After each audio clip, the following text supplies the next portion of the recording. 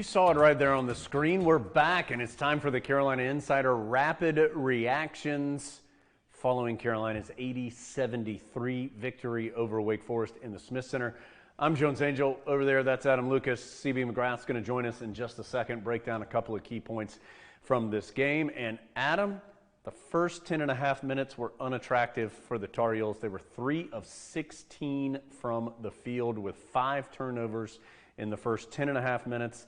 The last 29.5 minutes, the Tar Heels shoot 56% from the floor, have just 7 turnovers in that time period, and maybe some of Carolina's best, at least offensive basketball of the season. What a study in two different teams trying to win the game two different ways. Wake Forest just chucking away from three-point range.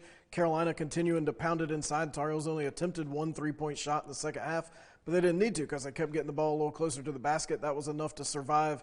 The Deeks just on fire from three. 80-73, again, the final. Adam, it feels like, before we get to your rapid reactions, felt like another little step forward here. There's 4 wins in the last 5 games for the Tar Heels, and I think particularly in the last 3, even with one of those being a loss against Florida State, there's some things that you can say, hey, the Tar Heels are doing that better now than they had been at earlier points of the year. I think this was a must-win for Carolina, and the Tar Heels did go out and win it. It's an interesting Carolina team because there's not that one dominant scorer, but you can get points from a lot of different places. Caleb Love leads the Tar Heels tonight with 20. That's the 6th different player to lead Carolina in scoring in the last 6 games. So balanced scoring, not just one guy doing it all offensively. All right, this is called the Rapid Reactions Carolina Insider. We need to know Adam's Rapid Reactions. Let's check it out.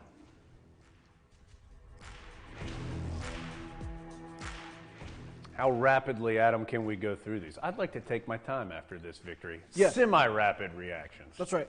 Start with Armando Bacot. He was really good down low for the Tar Heels with 18 points. Carolina's other 3 big men, that's Walker Kessler, that's Garrison Brooks, that is Day'Ron Sharp. They combined to go 4 of 18 from the floor. Armando Bacot was 8 of 10 with 18 points and 6 boards. Armando just consistent inside, not doing anything fancy. Just getting the ball close to the basket, putting the ball in the basket. He's talked so much about how much more consistent he wants to be this year, and he has been that player for the Tar Heels through the first half of the season. Feels like he's been so purposeful when he gets the ball down low. Doesn't waste time. You know who loves that? Big Grits. Big Grits loves when Armando gets the ball and goes straight up, and that's what he did tonight very effectively. All right, rapid reaction point number 2. Adam, Carolina really good defensively in this game. 24 points off of turnovers for the Tar Heels. They had a season high in steals. Very aggressive defensively. And doing it with a lot of different players. Again, kind of like the offense. 7 different players had steals. Tar Heels able to get their hands in a lot of passing lanes, able to take advantage of some inexperience for Wake Forest. They just feasted on Carter Witt, who was overmatched, and Carolina really took advantage of him.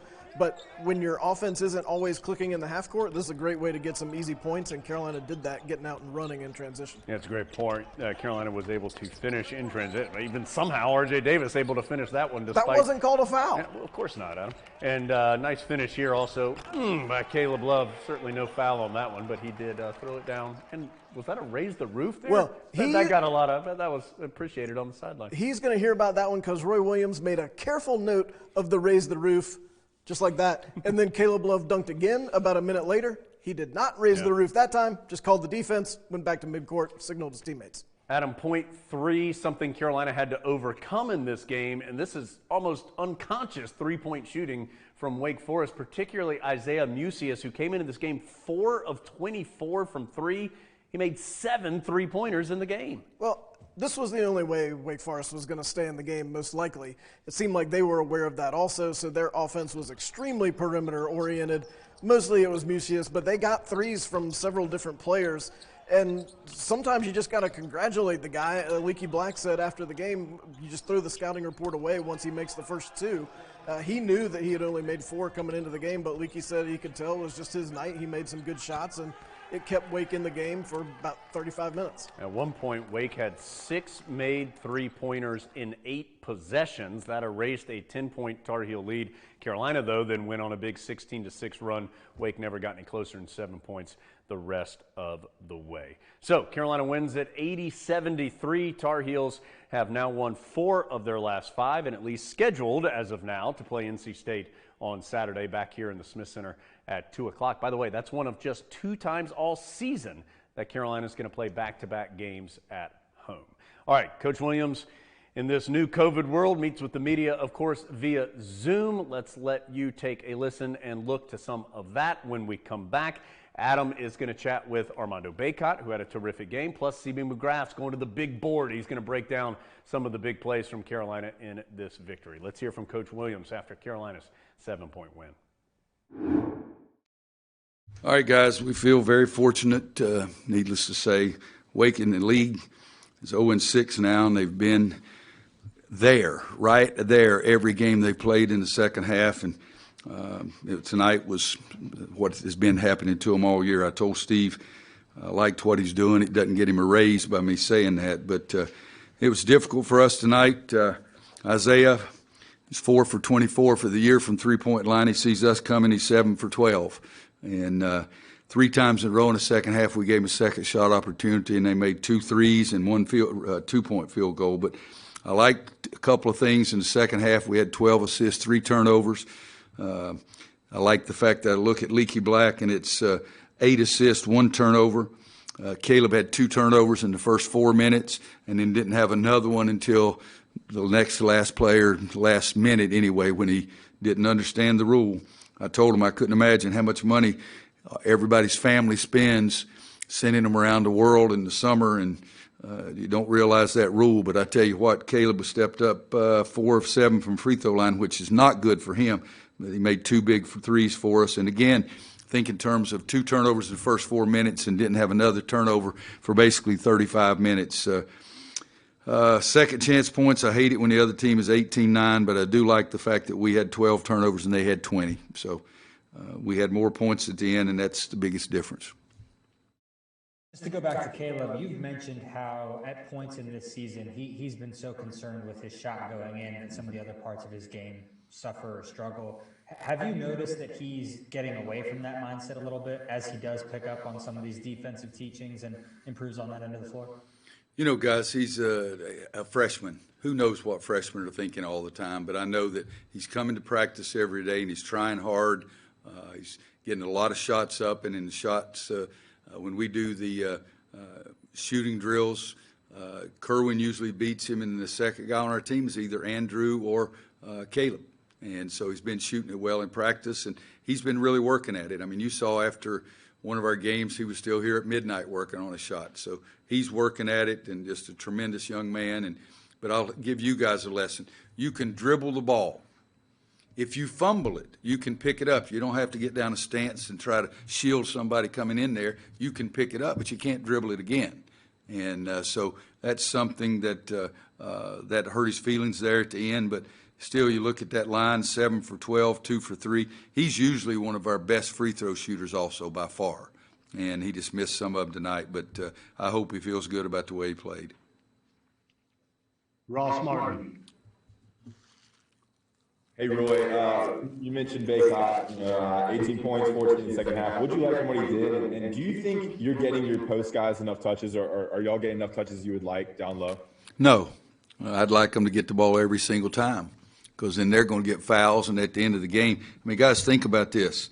This is not the half. At half, Wake Forest post players had 0 fouls. That's not good for us. At the end of the game, 33 got his 4th foul, and we've won a lot of big games, national championship type games, with the other team's guys, players in foul trouble. So if you throw it into the post guy every time, they throw it back out. Those shots are usually more open, but you got a better chance to get fouled. And if you can play at the end of the game with the other team's best players, you go back to even Stanford. Their leading scorer stayed on the bench most of the game. And so that's part of our philosophy, and I don't think that our post guys posted up strong enough or low enough. We got to get Armando to quit grabbing and pushing, because he had 2 turnovers just pushing somebody, and you can't do those kind of things. Just play basketball. Okay, we got time for a couple of more here. Andrew and then Adam. Andrew Jones. Yeah, Coach, the team didn't come out of the tunnel until about 50 seconds or so were left on the clock at halftime. What did you like the energy early in the second half? Was it a stark difference from the first half, and what part of their game was a lot better as a result of whatever it was you told them at halftime? Well, what we did is we got together in a circle and held hands and sang Kumbaya. That's what we did at halftime. But, you know, Andrew, it's the biggest thing is you shoot 55% in the second half because you get better shots. You know, Caleb took one running, one-hander, leg up, looked like an old man shooting the ball on the left side, and one other bad one. But other than that, most of our shots were very good shots in the second half. We had a lot of things to talk about at halftime. I think the second half warm-up is the most overrated thing in college basketball, except for timeouts, of course. But we talked about the mistakes that we had made, talked about challenging our big guys to get posted up lower, to be more effective, be stronger.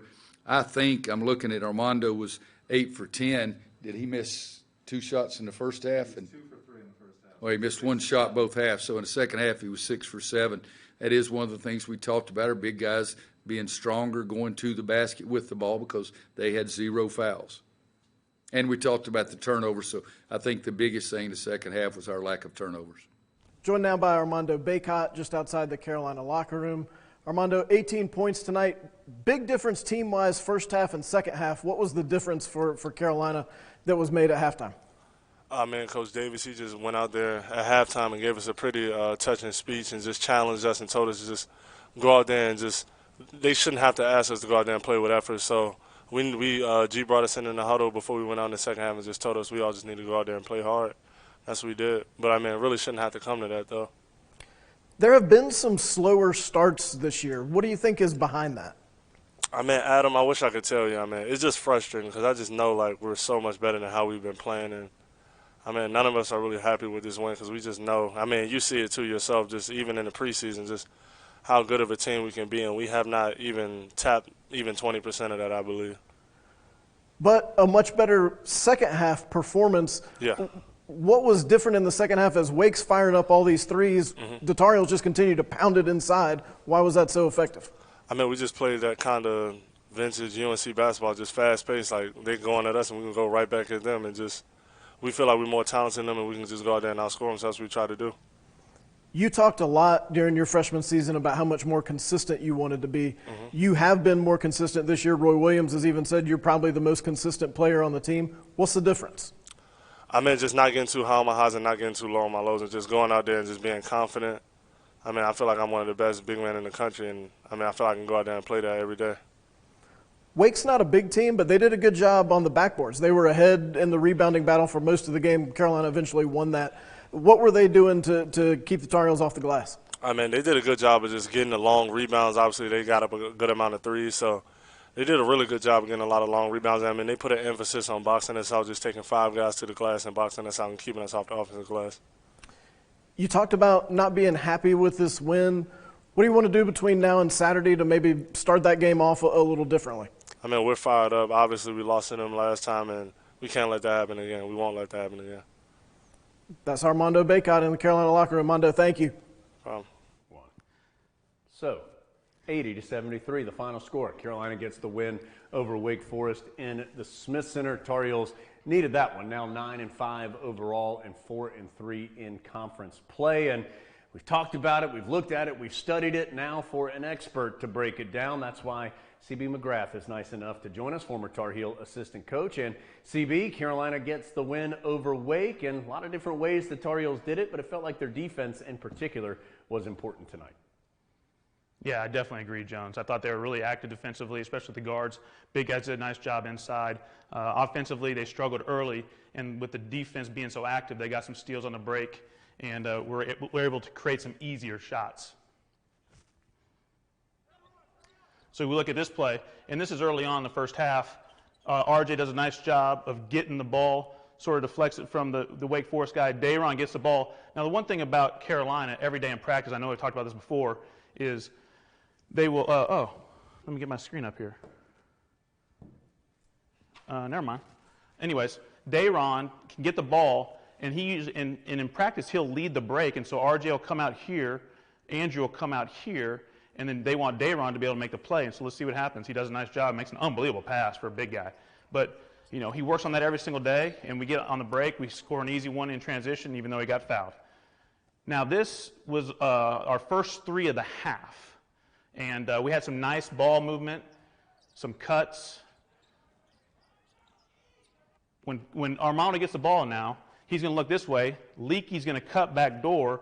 Obviously, Kerwin comes up here. But all this movement gives us a chance to get an open shot. Obviously, making threes is what we need to do. We didn't shoot that many. We got the ball inside quite a bit. And so we'll run it now. Armando does a nice job passing. The cut by Leakey knocked off Kerwin's defender, got the wide open three. This is not going to show up in the stat sheets, but in the second half, Leakey started on number 4, Williamson. He had 14 points in the first half. He sort of kept him in the game. Leakey does, so you'll see up here the shot clock. There's 5 seconds on the shot clock. They want to get the ball to Williamson. Leakey's out there not letting him get the ball. 30 gets stuck with it, doesn't know what to do, and eventually they get a shot clock violation. So that's not going to show up in the stat sheet. It's going to show up as a turnover, but it's Leakey's defense that created the turnover. And you see here, they pass it over to Masood, and at that point, wasn't aware of the clock. You're right, so that forces the turnover. Well, yeah, because Masood's not used to doing it late clock situation. Now here, late in the game, this is a big play. I can't remember if it was maybe a 6-point game or whatever, but we got Leakey in the press. He has his back to the ball, hoping to help on anybody that's cutting to the ball. Garrison has his man covered. Caleb has his man covered. RJ's man's going to come running in here. RJ does a nice job stealing the ball and saving it, and then I think it was Leakey that did a nice job passing to Armando for the dunk. So there's RJ. Did not step out of bounds, just threw it back in bounds. Luckily it went to Leakey, and then gave it to Armando. Armando had a big game. That was a big play. I think that made it a 10-point game, but I'm not real sure. And so obviously tonight the defense was much more important than it has been, or I guess I should say better than it has been, and we needed it because we didn't shoot as many threes, but we did get the ball inside. CB, how good can this team be in kind of that pressure defensively? It feels like the personnel may lend it to be good in that kind of style of defense. I know you don't want to do it all game, every game, but it feels like this could be a good team in that regard. Yeah, I agree. I mean, we got a lot of pieces that we can put in there and play a lot of different combinations and a lot of different minutes, and they're really active, and they're starting to understand each other, and they're starting to understand the defense that coach wants them to play. I mean, we got a lot of new guys in there, and it takes a while, and I thought they did a nice job. Obviously, they forced 20 turnovers and had 12 steals tonight, so, you know, a couple season high in that regard, but they did a nice job of finishing on the break, too. CB, Carolina fans are used to seeing other teams hit a lot of three-pointers. Was this a case of Wake Forest exploiting something in Carolina's scheme, or is this just one of those nights where the other team gets hot and there's not a lot you can do about it? Yeah, I think you guys said it. Musius was 4 of 24 on the year. A couple times he picked the ball up off the ground after we almost stole it or something like that and just make it. It's one of those games that, you know, he just caught fire. He saw a couple go through the basket and it sort of kept on going. You know, I think Leakey did a nice job early in the second half because Williamson had made some threes in the first half, and so then Musius started scoring, and so then Leakey switched over to Musius and sort of, you know, calmed him down a little bit from there. But, you know, it was just one of those games. You know, I think nothing in particular. You know, it wasn't. Yes, I think that Wake thought they could get threes against Carolina, but you don't necessarily know you're going to make the threes, and they did make the threes. It all adds up, though, to a big Tar Heel win. 80-73, the final score. Carolina, again, now winners of 4 of its last 5. So Carolina back in at the Smith Center, at least on the schedule, on Saturday. State has had some COVID problems here as of late, has not played in a bit. So certainly keep your eyes and ears open for any potential changes there. But as of now, Carolina expected to be back on the court in the Smith Center, 2 o'clock on Saturday. Radio-wise, we'll be on the air at 1 p.m. for Carolina and NC State. For now, we say goodbye. Thanks so much for joining us here on the Carolina Insider Rapid Reactions.